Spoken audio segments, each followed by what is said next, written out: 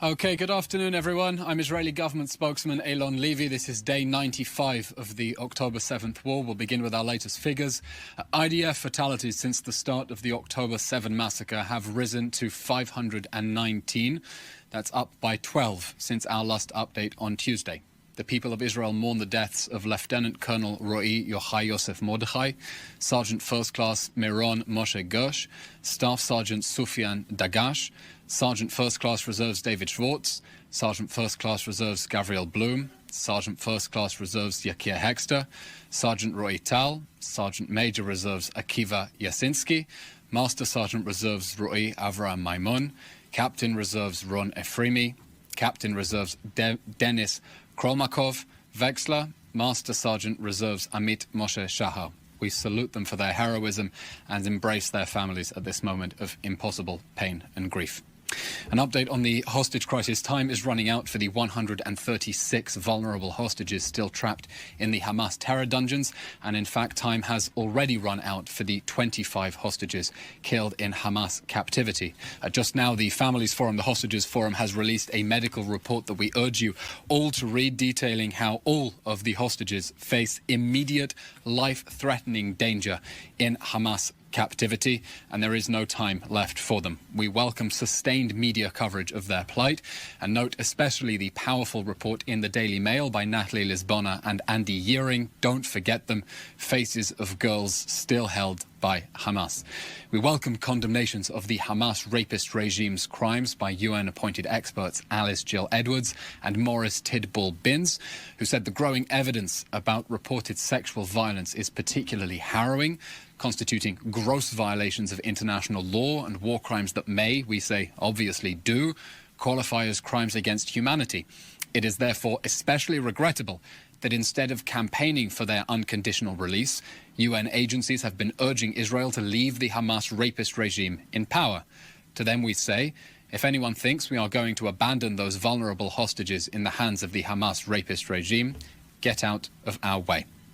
This week, survivors of the Hamas terror dungeons and relatives of the remaining hostages have been testifying before the Knesset about the psychological, physical and sexual abuse that the Hamas rapist regime has been perpetrating against the hostages. Hostage Elia Cohen has been denied Red Cross access despite suffering from epilepsy, one of many medically vulnerable hostages, including Hirsch Goldberg Polin, who had his arm blown off, and Omer Shemtov, who suffers from asthma. Survivor Aviva Siegel, whose husband Keith is still a hostage, shared first-hand eyewitness testimony of Hamas monsters, her words, torturing a female hostage right next to her.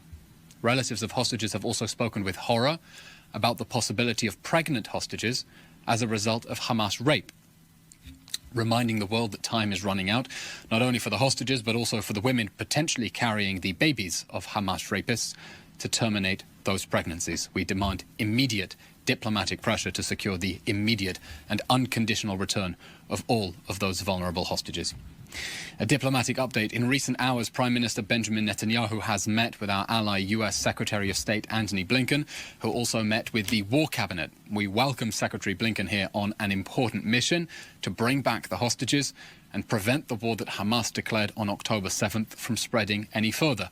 A war that has already displaced 80,000 Israelis from their homes on the Lebanese border, homes that Hezbollah is shelling.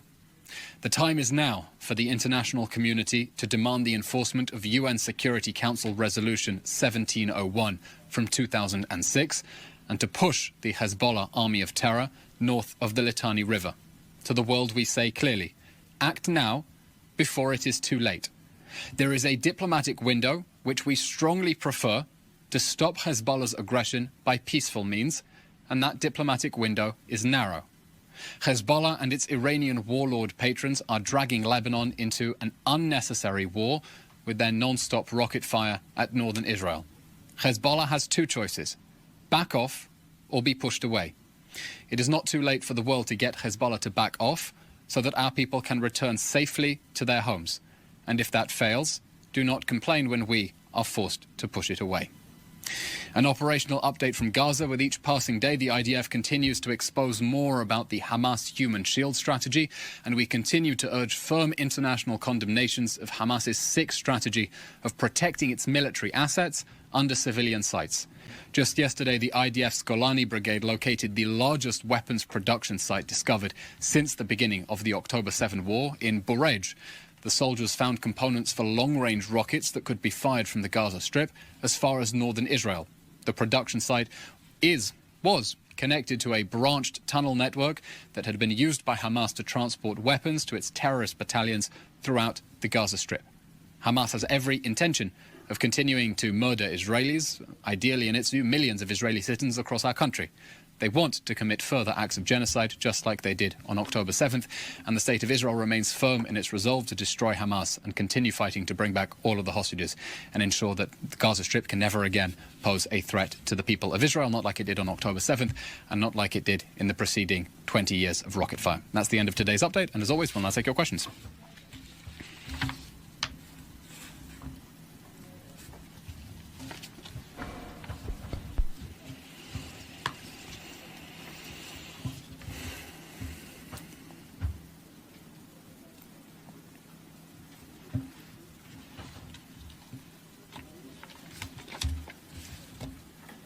First question is from Jim Williams of Zenger International News Service in Washington, D.C. Eylon, is there any word on the hostage families attempting to block aid trucks getting into Gaza? Jim, I have no update on that. That would be a question for the hostage families, not for the government of Israel.